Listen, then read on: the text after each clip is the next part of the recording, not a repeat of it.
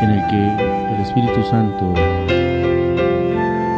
ha anunciado a la Iglesia de distintas maneras y formas diversas que debemos afianzarnos con el Mesías, en la palabra viviente, dejando que el fruto del Espíritu de Dios, el carácter de Cristo, se anide en nuestros corazones,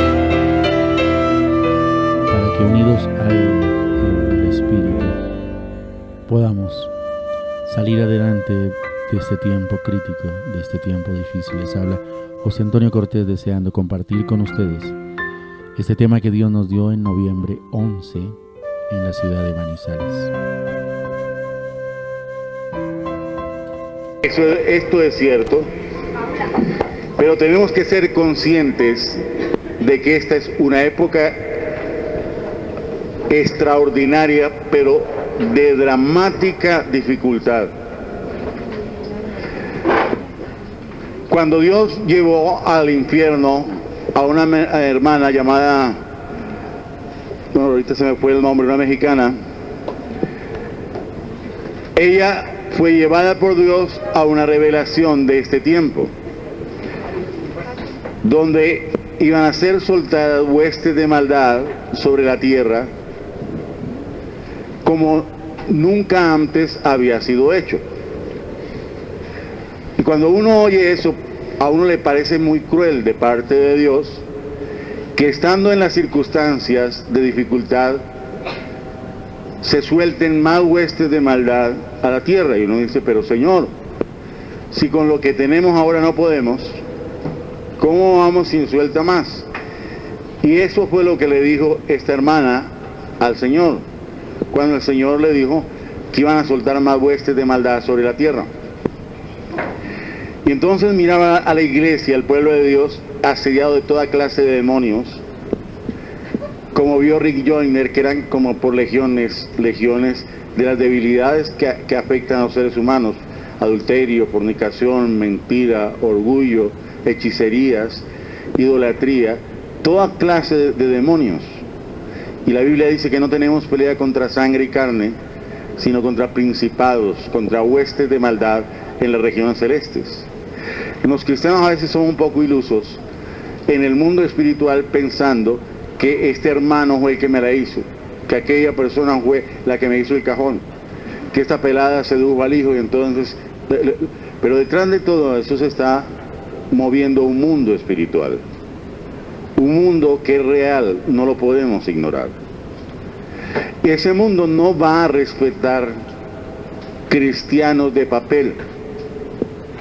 Se necesita gente enraizada en el corazón de Dios. No son cinturones negros, ni damas manipuladoras las que se requieren en la iglesia del Señor, sino gente enraizada en el corazón de Dios. Porque a esa gente la hueste de maldad sí le huyen.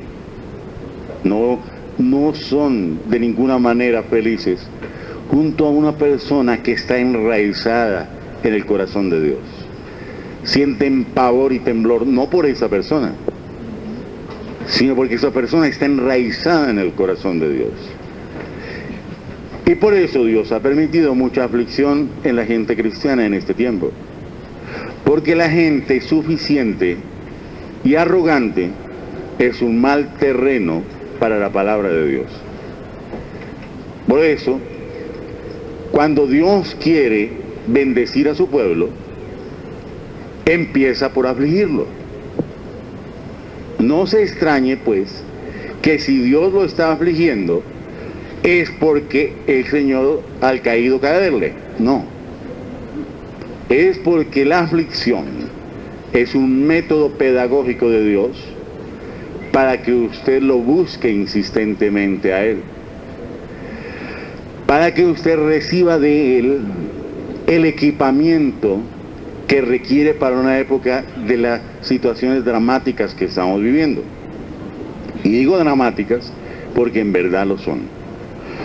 Sería incompleto el mensaje si no viéramos la realidad en la que nos estamos moviendo, como Dios demostró a esta hermana.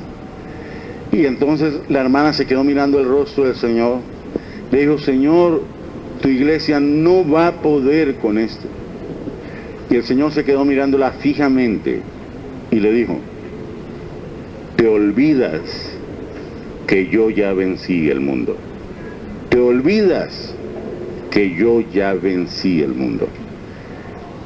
Es una exclamación crítica en los labios del Señor, porque está diciendo, hija, esfuérzate más. No, hija, enraízate en mí, que yo ya vencí el mundo. No lo voy a vencer, ya lo vencí. Y esta es la única puerta de salida para la situación en que hoy nos encontramos. Porque este es un momento en que el mal va a llegar a su más grande estado. La maldad va a enraizarse en todos los pueblos y naciones de la tierra de una manera aterradora, pero especialmente en América. Porque el Señor le dio a un hermano llamado Samuel Doctorian en la isla de Patmos, en el año creo que es 95 o 96, le dio una visión que él llamó la visión de los 5 ángeles de los 5 continentes. Y este hermano recibió de parte de esos ángeles una visión. Cuando yo recibí eso, lo guardé porque me pareció demasiado fuerte y dije, de pronto vamos a hacer es más bien bulla en el pueblo de Dios y los vamos a meter terronera y no es bueno.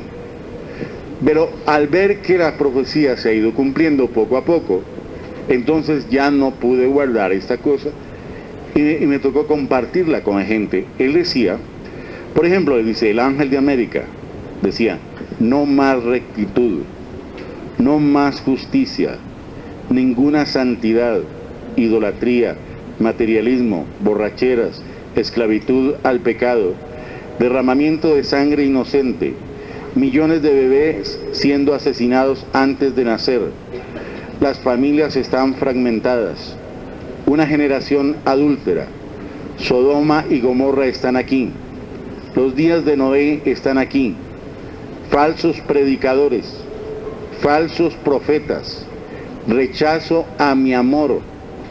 Muchos de ellos tienen apariencia de piedad, pero niegan su eficacia. Vi tremendos témpanos de hielo derritiéndose. Cuando esto aconteció, vi inundaciones sobre todo el Canadá, América del Norte, todos los ríos transbordaron, destrucción por todas partes. Oí al mercado mundial entrar en colapso por causa de los poderosos terremotos y los rascacielos de Nueva York se vinieron abajo. Millones muriendo. Vi navíos naufragando en el océano. Oí explosiones en todo el norte del país. Vi al ángel derramar el tazón sobre México y los dos océanos se juntaron, el Atlántico y el Pacífico. Una gran parte del norte de Brasil cubierta de agua, el río Amazonas transformándose en un gran océano, selvas destruidas e inundadas, las principales ciudades del Brasil destruidas, terremotos en muchos lugares. Cuando el ángel volteó el tazón, gran destrucción vino sobre Chile y Argentina como jamás hubo. El mundo entero fue sacudido. Entonces oí al ángel decir, esto acontecerá en breve. Buenas noticias, va a haber el mayor avivamiento mundial. Prisiones serán quebrantadas, barreras serán removidas. Por toda Asia, China, la India, las personas se tornarán a Cristo. Habrá un gran avivamiento en Australia. Esta es la última cosecha. Entonces, como si el Señor mismo estuviese hablando, Él profetizó, yo prepararé mi iglesia para el regreso de Cristo. Los escogidos, la iglesia, el remanente serán purificados. El Espíritu de Dios preparará a los hijos de Dios.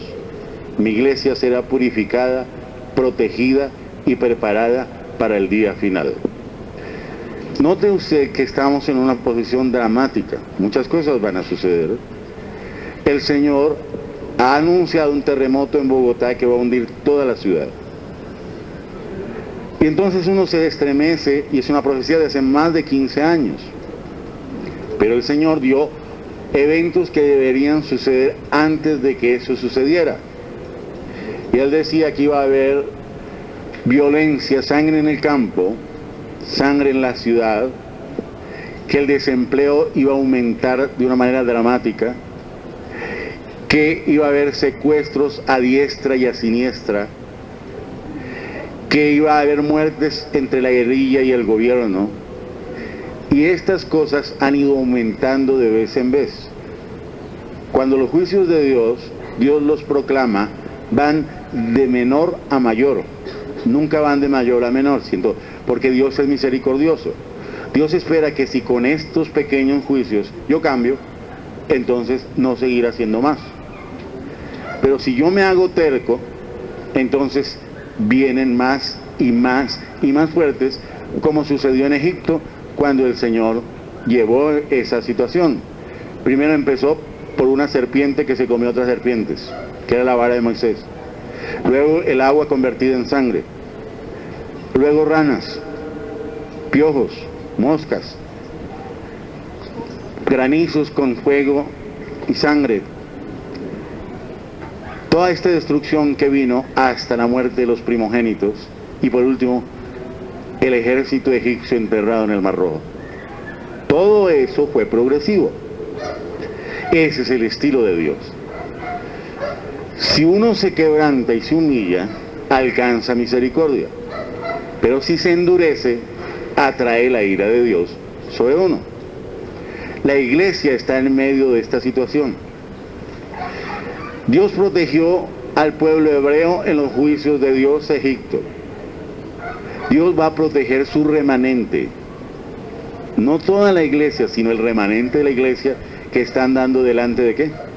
De Él, de Dios.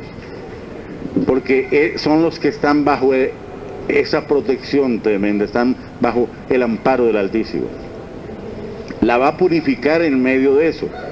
El sufrimiento la va a tocar porque el sufrimiento es parte del método de purificar la iglesia del Señor. Por eso no se extrañe que la aflicción llegue a su vida, porque ella lo va a llevar a buscar a Dios en la intimidad. Aflicción económica, aflicción en salud, aflicción porque los miembros de su familia de pronto son hostiles, etc. Distintas aflicciones Dios va a permitir en su vida. No con el ánimo de que usted se sienta desamparado, sino sabiendo que Dios está purificando para sí mismo una iglesia sin mancha, sin arruga, sin contaminación. El Señor ha mostrado que el gobierno, la guerrilla, la iglesia y la nación no han entrado en arrepentimiento verdadero. Porque a pesar de que oyen los juicios de Dios, los problemas dentro de la nación, el gobierno, la guerrilla y la iglesia siguen siendo los mismos y aún peores. Me explico. La nación hoy es más arrogante que entonces, aunque haya llamado un día de oración, porque creen que ellos pueden solucionar los problemas y que si no lo solucionan van a traer toda clase de armamentos y van a destruir la guerrilla, aunque tengan que traer ejército extranjero. Ellos están creyendo eso, pero no han dicho: oh Señor, estamos perdidos, no tenemos esperanza, como dijo Josafat. Aunque Josafat tenía un ejército que casi llegaba al 1.000.000 de soldados. Él se postró y no confió en su cantidad de ejército, sino dijo: Señor, estamos debilitados, no tenemos fuerza, no sabemos qué hacer. Se postró ante Dios. Y Dios levantó un profeta y dijo: dile a Josafat que no es suya la guerra, sino mía. Y entonces pusieron los cantores, los adoradores delante y el ejército detrás, y el Señor peleó la batalla por ellos y quedó un montón de campo de muertos.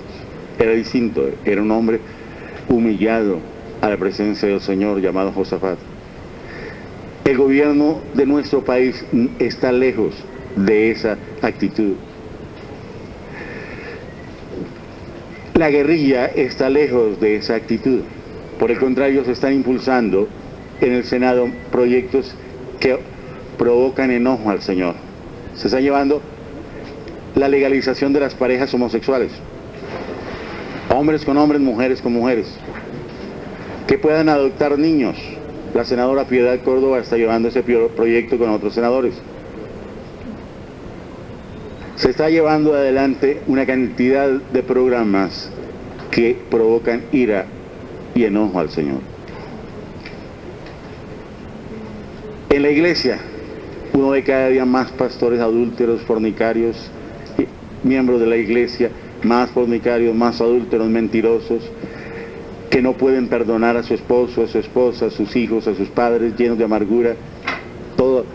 Y el Señor llama al arrepentimiento y la gente sigue en las mismas. Y uno quisiera que la gente con temor reverente se acercara a Dios y hubiera un cambio. La gente oye esas profecías. Cuando yo estuve en Armero, 2 años antes de que el Señor la destruyera, contrataron un club y llevaron unos ganaderos muy ricos de la región. El Señor me dio un mensaje muy fuerte y ellos salieron todos ofendidos, que quién era el Señor para venirnos a regañar. Ellos creyeron que yo los había regañado, no sabían que el regaño venía del cielo. Salieron ofendidos y cuando el Señor destruyó Armero, yo sentí que mis pies caminaron por unas calles que hoy ya no existen. Es una sensación horrible.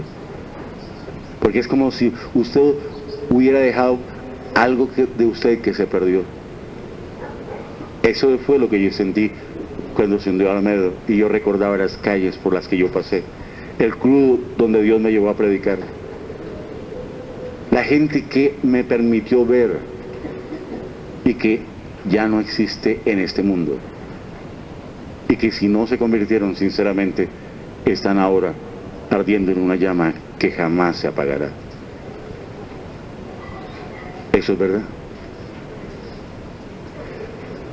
Si la nación sigue por donde va, como le mostró el Señor a una persona que estaba ayunando porque Dios no trajera el terremoto a Bogotá, y el Señor le dijo, esto es inevitable, le dijo.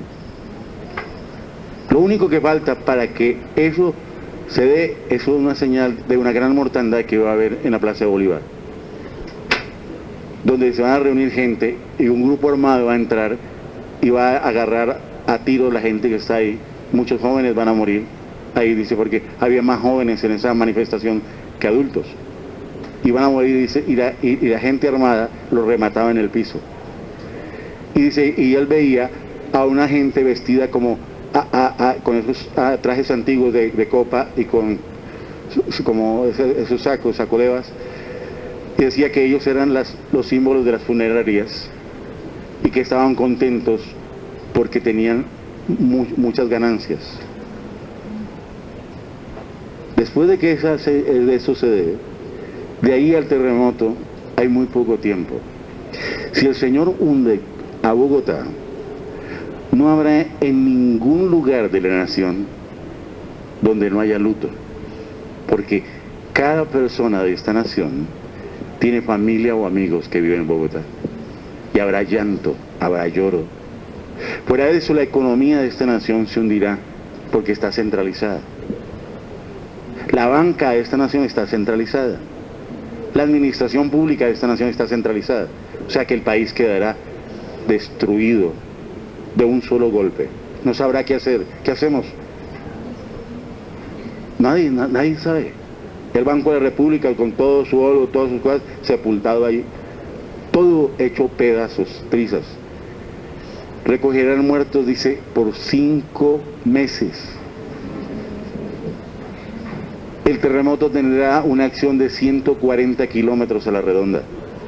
O sea, afectará 140 kilómetros las ciudades que estén dentro de ella. Pero la ciudad quedará destruida, hundida.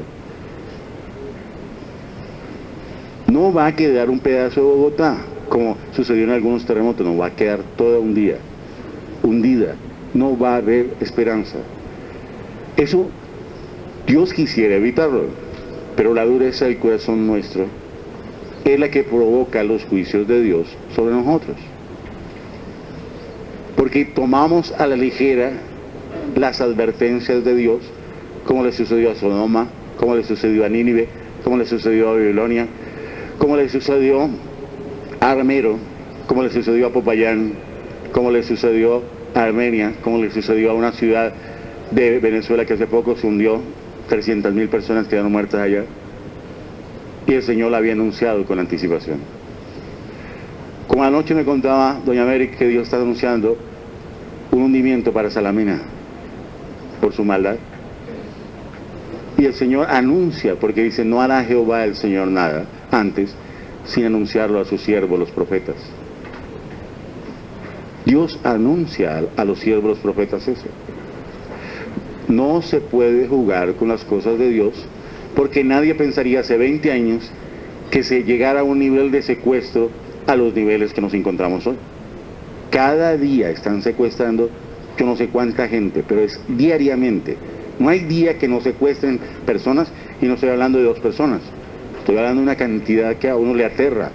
Niños, mujeres, ricos y pobres, no hay distinción. Es secuestro a diestra y a siniestra. De vez en cuando moría un político, ahora están muriendo políticos, senadores, representantes. La guerrilla está matando. Cuando les den oportunidad, está matando a esa gente, sin discusión. Hoy usted ve la guerrilla con disposición a dialogar. No. La guerrilla solo quiere el dominio del país, de la nación, no quiere menos. Por eso no va a transar, no hay manera de transar. El gobierno no le va a entregar la nación a la guerrilla, eso es lógico. Ambos están en su propia fuerza, no hay ninguno que esté humillado delante de Dios. Entonces uno ya sabe qué va a suceder. Porque si alguno de ellos estuviera humillado al Señor, entonces habría esperanza. Si la iglesia estuviera humillada al Señor, habría esperanza. La iglesia no está humillada al Señor. Por el contrario, cree con arrogancia que hay mucho avivamiento, muchos creyentes, mucha gente. Pero le digo, ¿qué clase de creyentes son los suyos? Que por una puerta entran y por la otra están saliendo. ¿O no? Por una puerta los ve entrar uno y por la otra la ve salir. Para unos son meses, para otros son años, pero igualdad. Y cuando salen, generalmente son antitestimonios en todos los lugares. ¿Cuál avivamiento? Sí que hay milagros, que hay sanidades. Es que Dios no ha dejado de ser misericordioso, por favor. Pero eso no es nivel de que la iglesia esté en avivamiento. Porque una iglesia avivada, el mundo debe ver el rostro de Dios en la iglesia de Jesucristo. Por eso la Biblia dice, haz resplandecer tu rostro sobre nosotros, para que sea conocido en la tierra tu camino y en todas las naciones tu salvación. Una iglesia en la que el rostro del Señor se ve, esa sí es una iglesia en avivamiento. Una iglesia donde hay milagros, donde hay sanidades, profecía, lenguas y todo eso, no es una iglesia en avivamiento. Perdónenme, si usted ha entendido eso, ha entendido muy mal. Donde hay lenguas, donde hay milagros, es la iglesia de Corinto. Estaba llena de todos los dones, dijo el apóstol San Pablo. Pero allá uno se acostaba con la mujer del papá. Allá hacían la cena y se convertían en una orgía. Y tenían todos los dones. Todos los ministerios. ¿Usted cree que eso es avivamiento? Un avivamiento en la iglesia se presenta cuando el mundo afuera puede decir, realmente Dios vive ahí. No van a decir, esta es una secta, una religión, sino dice, en ese lugar Dios sí vive. Haz resplandecer tu rostro sobre nosotros, para que sea conocida en la tierra tu camino y en todas las naciones tu salvación. Eso sí es una iglesia en avivamiento. Una iglesia en avivamiento no es una iglesia que crece y que hoy tenía 100 y que mañana tiene 2.000 y que luego tiene 20 millones. No. Porque hay iglesias que dicen eso. Yo estuve en la predicación de un señor en Bogotá que reúne mucha gente en un estadio. Y que él dice que eso es avivamiento. Pero uno ve la iglesia allí, hay muchos jóvenes. en adulterio, fornicación, mentiras, orgullo, soberbias, carnales, mundanos, amigos de este mundo, pero van a la iglesia. Y eso no es avivamiento, es un engaño, porque son el hazmerreír de un mundo que ve el cristianismo solo como una moda, un costumbrismo, un club social, pero ahí no habita Dios. Eso no es avivamiento. Avivamiento es cuando el mundo afuera diga: ese es un lugar temible, puerta del cielo, casa de Dios. Ahí sí hay avivamiento. Por eso no estamos buscando multitud de gente, sino hombres y mujeres que anden delante del Señor, para que el mundo vea el rostro de Dios en ellos. Pero como eso no sucede en la iglesia, sino que la iglesia se vanagloria de que hay milagros, señales, de que el pastor levanta la mano y se cae todo el mundo, de que no, que allá había este paralítico y se paró y todo eso, y dice el Señor: claro, pues que no se da cuenta que Dios es misericordioso. Pero eso no es que Dios esté avalando la iglesia, es que Dios es tan misericordioso que lo desconcierta a uno. Un pastor en adulterio y en fornicación, y orando por los enfermos y se sana, predicando y la gente recibe a Cristo. ¿Es eso avivamiento? No es avivamiento. No hay santidad. Sin santidad nadie está mirando a Dios, no ve el rostro de Dios, tampoco el rostro de Dios se ve en él. Eso no es avivamiento. Por eso, como no hay arrepentimiento en la iglesia, ni hay dolor como el dolor que debiera haber habido el día antes de venirnos para acá, que es el viernes, que era el dolor de ver uno el amor de Dios despreciado, más que mis errores, ver cuál grande desprecio he hecho al Señor. Y eso sí lo lleva a uno al arrepentimiento. Y una iglesia arrepentida sí trae la misericordia y para los juicios de Dios. Pero ese no es el estado actual de la iglesia. El estado actual de la iglesia es arrogancia. Uno de esos predicadores de milagros, y Dios hace milagros ahí. Estamos en avivamiento. Hermano, ¿de qué enfermedad está usted? Cáncer. ¿Ahora qué? ¿Está sano? Y sí, es verdad, está sano. Estamos en avivamiento, dice él. ¿Cómo anda ese pastor? 30 guardaespaldas, que para que le guarden la unción. Por favor. ¿Usted cree que con un guardaespaldas no guarda la unción? No. No sabe qué es. ¿Qué es unción? Porque la unción es Dios mismo en la vida de un ser humano. Por eso, como hay una iglesia arrogante que cree que teniendo televisión satelital, programas de radio, teniendo muchos recursos, es que la mano de Dios está con ellos, ¿no? David Wilkerson dice: yo vi al Señor en su templo y el diablo viniendo a él. Y el Señor dijo: ¿ves mi iglesia sufrida y todo esto? Dijo: sí, Señor, sí la veo, pero dale todo lo que ellos ambicionan, a ver cuánto cristiano te queda. Dale todo lo que ellos ambicionan. Y dice: yo vi que la mayor tentación que va a llegar a la iglesia es que llegue una abundancia y una prosperidad grandísima, porque entonces habrá tanta carnalidad en la iglesia que va a horrorizar los cielos. Y uno ve que las iglesias que más recursos tienen, que más gente albergan, son el testimonio más claro de carnalidad. Va uno y mira y ve, la carne chorrea por todas partes de allá. Y sin embargo ellos dicen que están en avivamiento. La visión de David Wilkerson era correcta. El diablo fue y dijo: déles todo lo que quieren y verá que los acabó. No le queda uno, Señor. Como la nación y la iglesia se encuentran en esa situación, nosotros debemos estar preparados para un sufrimiento de esa naturaleza. Y es posible que ese día esté llorando a su hermano, a su amigo, a su mamá, a su suegro, a quien sea, porque quedó enterrado allí. Más de 5 millones de habitantes muriendo de un solo golpe.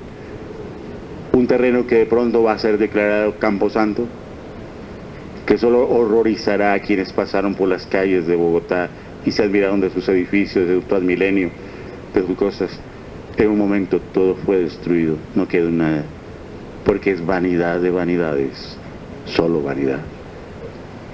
Y esa es la verdad. Estamos viviendo un mundo dramático. Esto a usted le puede parecer un cuento.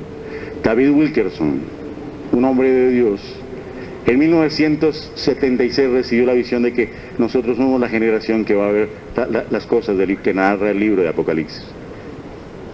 Que Dios le mostró con certidumbre eso y empezó a describir cosas que iban a suceder y se han ido cumpliendo, tal como él lo colocó en un libro llamado La Visión. En 1993 David Wilkerson aceptó una entrevista que hizo Nicky Cruz preguntándole a él sobre el futuro de los Estados Unidos y dijo: pienso que los Estados Unidos llegaron al punto de no retorno y que Dios va a destruir esta nación. Dice: vi ciudades incendiadas, edificios cayendo, muchos muertos, mucha destrucción. Ciudades como Nueva York van a ser abandonadas por el resto de los Estados Unidos, van a convertirse como en tugurios. Y eso parecía como que él era un bocón que estaba hablando bobadas. Cuando se cayeron las torres de Nueva York, Dios llevó a David Wilkerson a situarse en Times Square, que queda ahí a 4 o 5 cuadras de las torres. En Nueva York dice: desde mi apartamento estoy viendo humeando los escombros de las torres que cayeron. Dijo después del 11.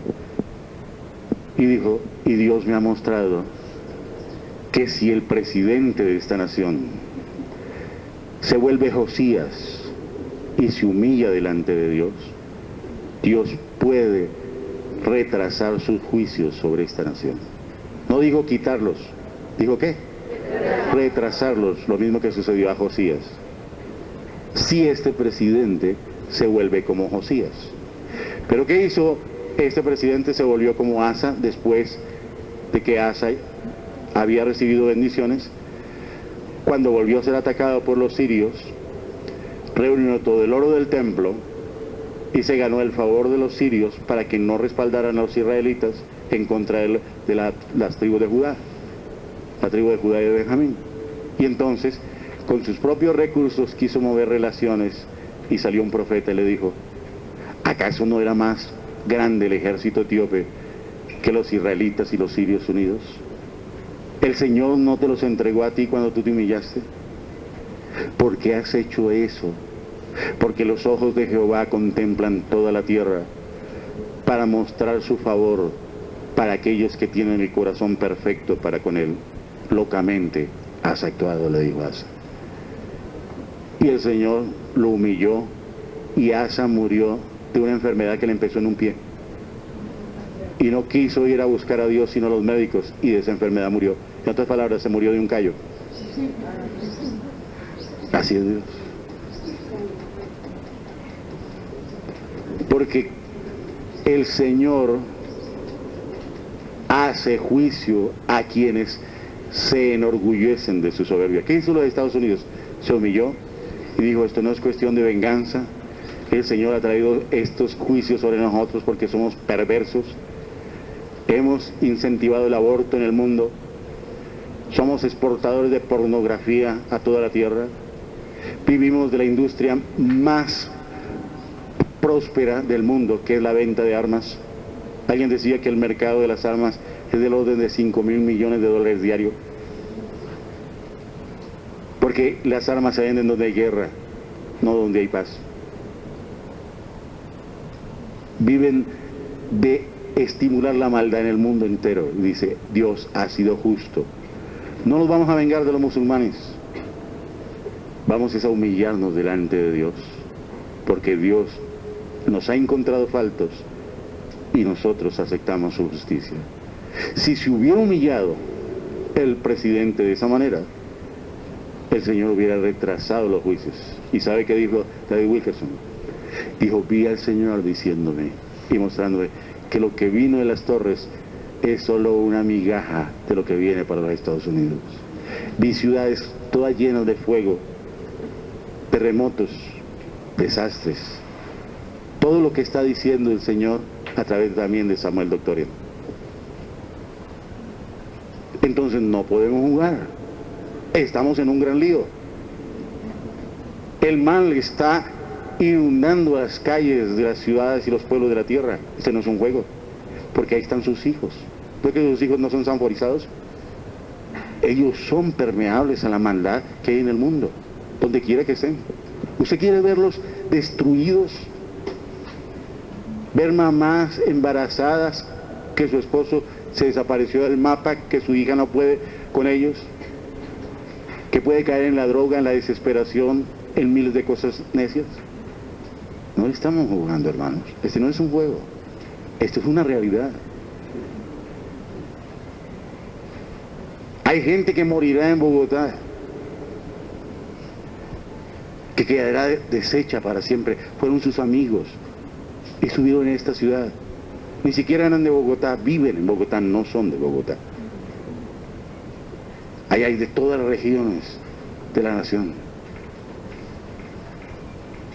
Y van a morir ahí. Y este no es un juego. Esta es una realidad. ¿Qué vamos a hacer nosotros? ¿Hacer unos flojos espirituales quejones? Odiándonos a unos a otros, porque mi esposo hizo esto, porque mi esposa hizo aquello, porque mi hijo hizo aquello, y nos vamos a morder y a mordisquear entre nosotros y acabarnos con críticas, con maledicencias, con juicios. ¿O vamos a unirnos delante del rostro de Jehová y a buscar su rostro, para que si Él no para esos juicios, extienda de tal manera un arrepentimiento en esta nación, que cuando Bogotá caiga, toda la nación llore y se vaya de bruces al piso y pida perdón, Señor, perdón? Porque este terremoto ha sido anunciado hace más de 20 años. Un cura de un pueblo cercano el siglo pasado decía que en un año que él no sabía, Santa Fe de Bogotá iba a desaparecer. No es un juicio de ahora. ¿Y sabe por qué Dios dijo que atrae ese juicio? Dice, por cuanto en esa ciudad han matado a mis siervos, he enviado profetas y gente de Dios y se han burlado de mi palabra. Dice, por eso yo traigo ese juicio. Dice, ¿por qué traje desempleo? Dice, porque los obreros de esta nación han menospreciado mi palabra. Por eso traje desempleo, dijo el Señor. Dios es el mismo Dios de ayer, es el mismo Dios de hoy, es el mismo Dios de siempre. Él destruyó Pompeya, Él destruyó Nínive, Él destruyó Sodoma y Gomorra, Babilonia. Él ha destruido esos lugares, pero antes les ha enviado profetas a todas ellas. Él destruyó a los indígenas en este continente, en esta parte del continente, porque Dios les habló a ellos. Y Jesús apareció en este continente. Mire usted la mitología de los muiscas, de los mayas, y verá que ellos vieron a Jesús de Apocalipsis capítulo 5, de capítulo 1. Ellos vieron a Jesús, ahí está, mírenla eso. Y ellos creían que cuando un ser se cubre de oro, entonces se le quita la fealdad, porque eso es lo que dice la Biblia, que el oro es divino y quita la fealdad del hombre. Y por eso ellos hacían del oro más que un mecanismo de intercambio como hoy es, era una cuestión religiosa. Pero Dios le dijo, si ustedes siguen adorando ídolos y demonios, como el pueblo de Israel que recibió revelación, pervirtió la revelación y adoró ídolos y demonios, entonces del norte vendrá destrucción. Ellos no quisieron hacer caso. Entraron los españoles, los torturaron, los mutilaron, se apropiaron de sus riquezas y hubo destrucción en este continente. Ellos no quisieron hacer caso. Dios trajo destrucción por sus maldades. Dios no ha cambiado. Dios sigue siendo el mismo Dios de ayer, de hoy, de siempre. La Biblia dice que Él es ¿qué? Temible. Él es temible. Jesús dijo, no tema al que puede matar el cuerpo, sino al que puede destruir el cuerpo y en el infierno, en el fuego que no se apaga nunca, en el Seol. Tema a Él. A los que matan aquí no los tema. Témalo a Él, Él es temible. Cuando Dios habla, no habla por hablar. Nosotros somos unos bocones, Dios no. Cuando Él habla, Él cumple lo que Él dice. Él no juega. Nosotros jugamos, Él no juega. Entonces, ¿va a seguir siendo un cristiano maqueta? Fregón, quejón, rencoroso, no perdonador, murmurador, detractor, flojo, que porque llegó una aflicción ya sacó la mano. O va a pegarse a Jehová de los ejércitos, con alma, vida y sombrero, por usted y por su gente, para que haga Jehová lo que bien le parezca. La decisión es solo suya, hermano.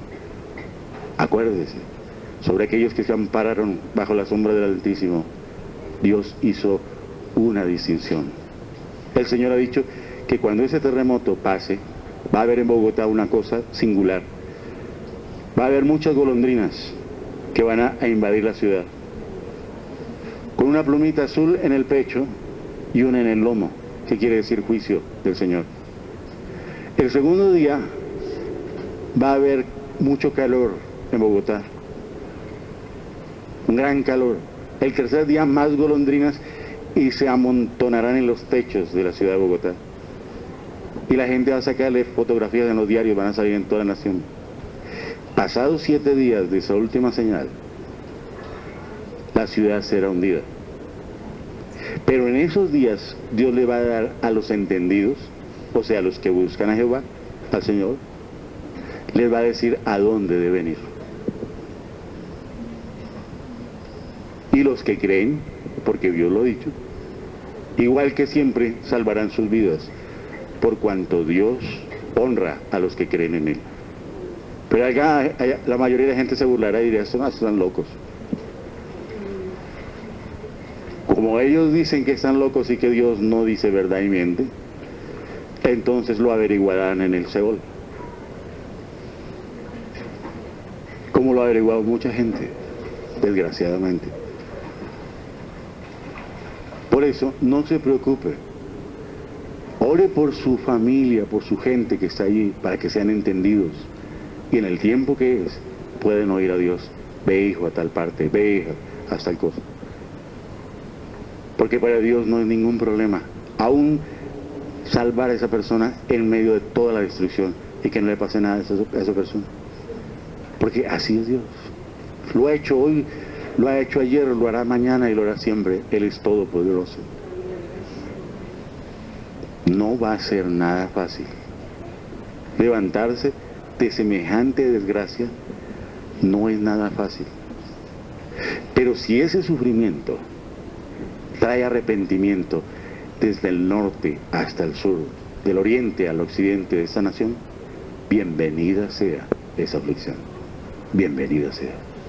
Si después de ese terremoto y todas esas muertes y esa destrucción, toda la nación se suelta a llorar y a pedir perdón, yo consideraría el terremoto de Bogotá una bendición, con todo el dolor que puede generar.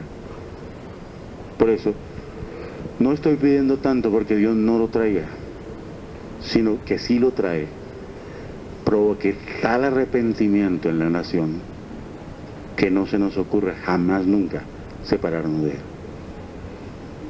Y entonces el mundo conocerá una Colombia que hasta hoy no conoce. Y se cumplirá también otra profecía que Dios dijo, que esta es una nación como una joya preparada para los últimos tiempos. y Dios pule las joyas en medio de la aflicción. Vamos a orar.